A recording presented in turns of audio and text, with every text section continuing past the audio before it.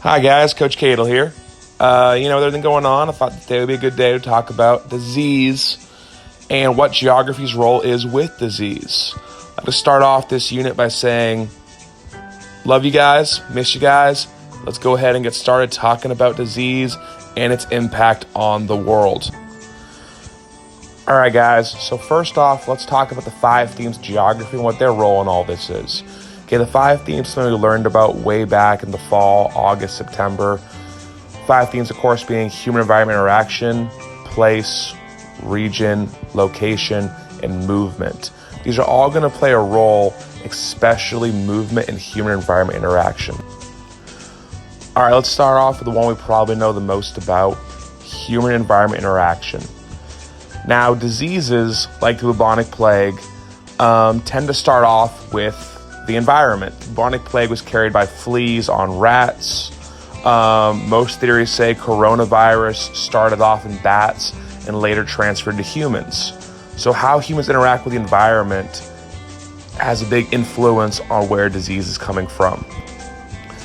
In the modern world we live in, people tend to run into nature quite a bit when you're cutting down trees, when you're building new infrastructure, when you're exploring rainforests. And as we experience nature more close up, it can lead to new types of diseases coming from animals and being transferred to humans.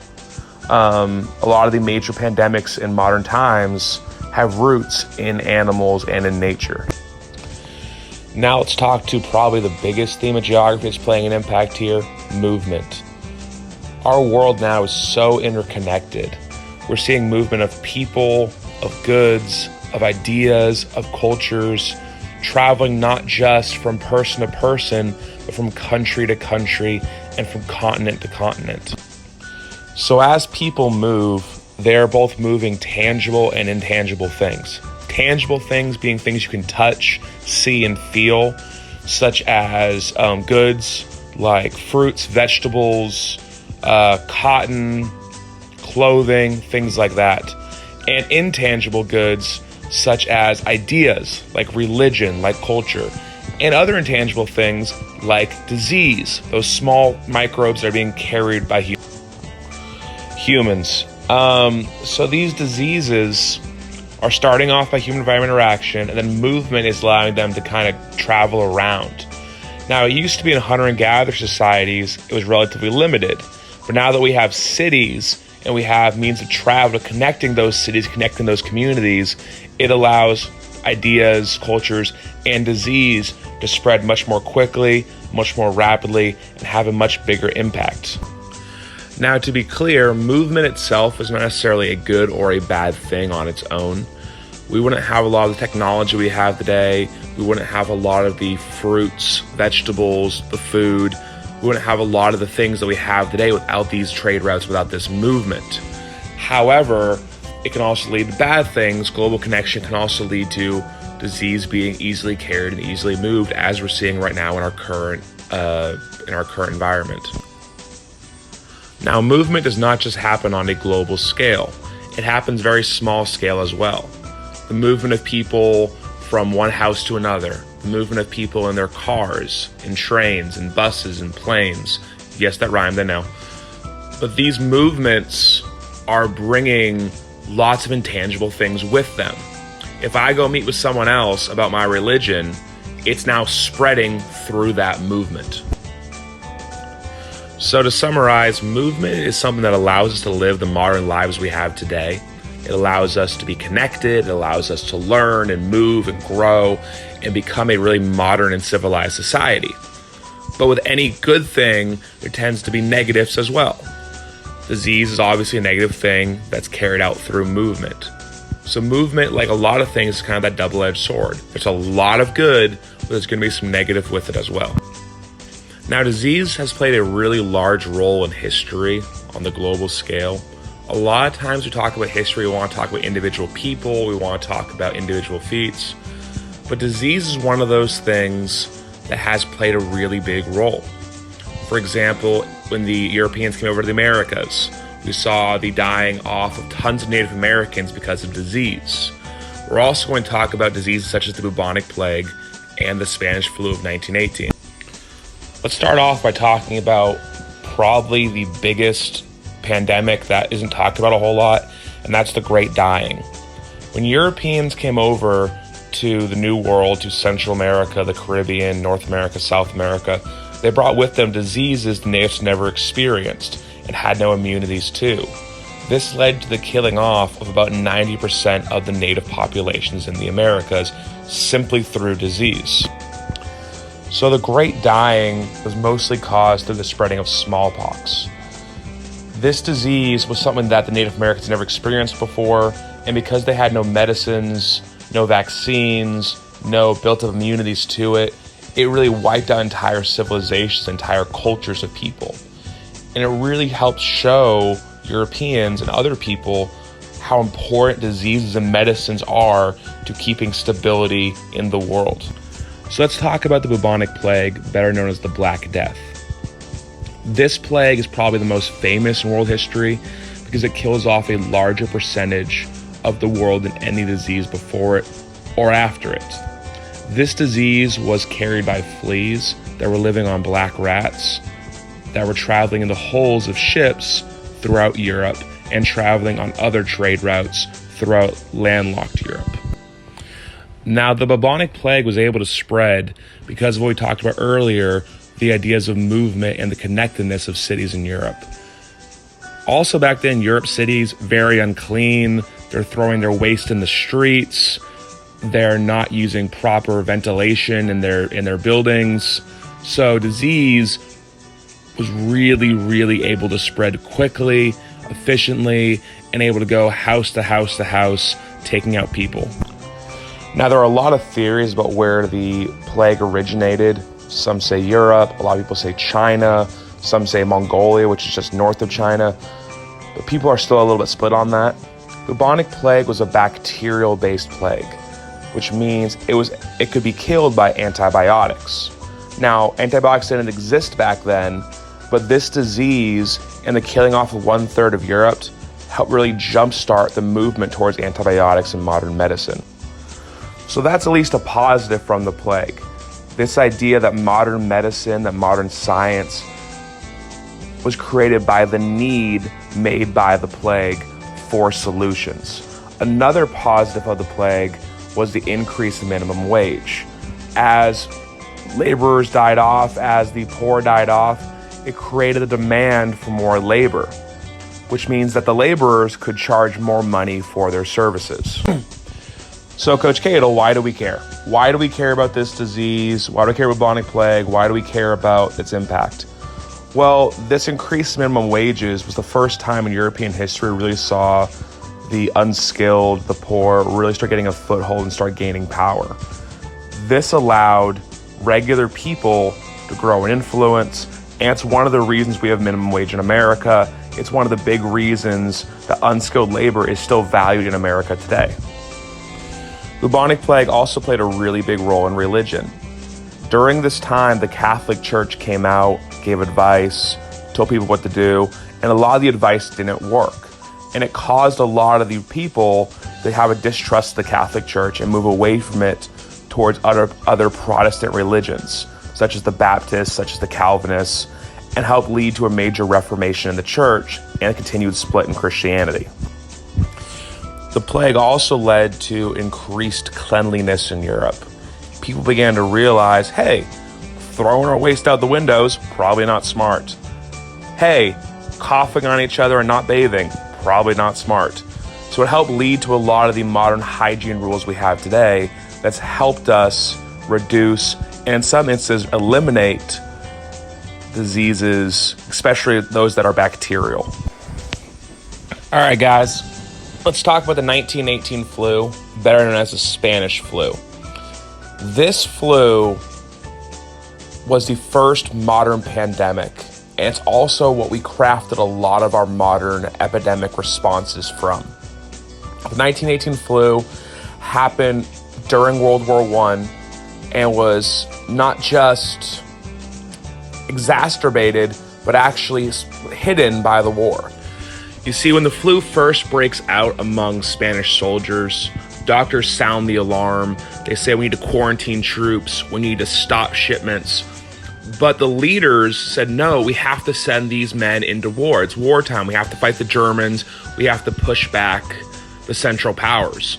And this allowed people to stay in very cramped areas, such as transport ships, and caused the flu to spread more and more and more as troops moved. So when American troops landed in places like France, when they invaded Germany, when they went into Spain, England, they brought the flu with them, greatly spreading the flu to both military and civilian populations. The flu was so devastating, we saw many cities of the world, both in America and abroad, run out of coffins from the amount of deaths that were being caused by the flu. People were unsure what was causing the flu. We had just recently discovered how to study bacteria, how to study different kinds of viruses, and as doctors worked, they could not seem to figure out what substance in the flu was actually causing the disease. This led to increased scientific research. This led to increased knowledge and increased technology to try to find the culprit of the flu. The flu ended up raging for about 2 years, and it came in 3 waves. The first wave happened in late winter, early spring, and was a kind of more of a regular flu with more regular flu symptoms. The second wave was a mutated wave that happened that fall and caused much more death. It's a much more deadly strain. The third wave happened again the next winter and was less deadly than the first 2 strains. Years later, looking back, we now know that that flu, the Spanish flu, was actually H1N1, something that's still around today. In fact, when you get your flu shot, very often they have H1N1 strains in that flu shot. So because of those flu shots and because we've had years to deal with it, populations start to build up immunities to the Spanish flu that devastated millions only a century earlier. A lot of people call this flu the forgotten flu or the forgotten plague because it happened during World War I. There were so many deaths happening already in the war that many people ignored the flu and ignored its impact. But the reality is the flu, by most modern estimates, killed many more people than World War I actually did through the fighting. We saw millions die in India. We saw hundreds of thousands die in America from these different flu strains that mutated over time. Now, some of the positive impacts of the 1918 Spanish flu was we saw technology increase and we saw scientific research increase to try to combat modern diseases. In fact, the CDC, which we get a lot of information from now for diseases, was actually created in response to the 1918 Spanish flu outbreak.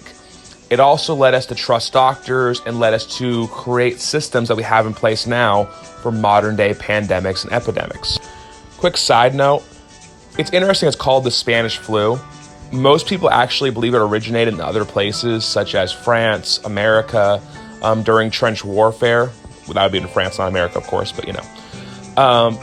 But America and France and Germany really downplayed the flu because they were in the middle of a war and they didn't want to be seen as weak.